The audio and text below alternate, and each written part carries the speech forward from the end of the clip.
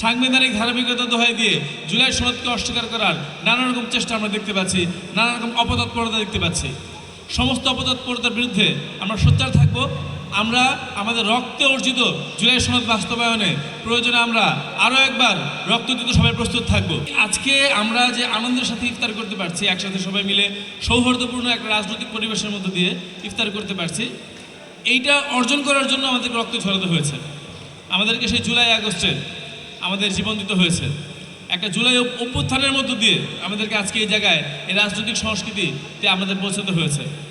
সুতরাং আমাদের সবসময় মাথায় রাখতে হবে যে আজকে এই জুলাই অভ্যুত্থান, জুলাইয়ের আন্দোলন, জনগণের আকাঙ্ক্ষার বহিঃপ্রকাশ, এইটা আমাদের জীবনের আগামী দিনগুলোতে সবচেয়ে গুরুত্বপূর্ণ দিক হিসেবে আমরা সবসময় বিবেচনা করব।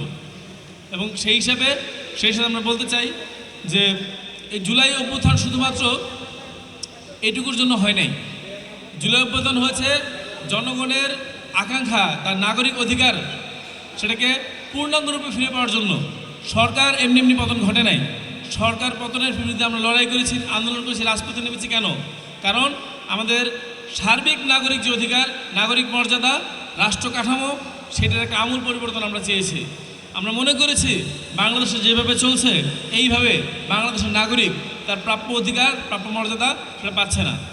এবং এই প্রাপ্য অধিকার মর্যাদা পাওয়ার জন্যই যুগে যুগে মানুষ লড়াই করেছে। আমি মনে করি তারই অংশ হিসাবে আমরা এখানে লড়াই করেছি।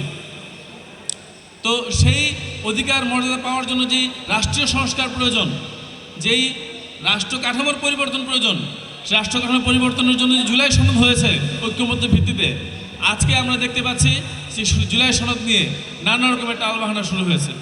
সাংবিধানিক ধারাবাহিকতা দোহাই দিয়ে জুলাই সনদকে অস্বীকার করার নানা রকম চেষ্টা আমরা দেখতে পাচ্ছি, নানা রকম অপতৎপরতা দেখতে পাচ্ছি। সমস্ত অপতৎপরতার বিরুদ্ধে আমরা সোচ্চার থাকব। আমরা আমাদের রক্তে অর্জিত জুলাই সনদ বাস্তবায়নে প্রয়োজনে আমরা আরও একবার রক্ত দিতে সবাই প্রস্তুত থাকব।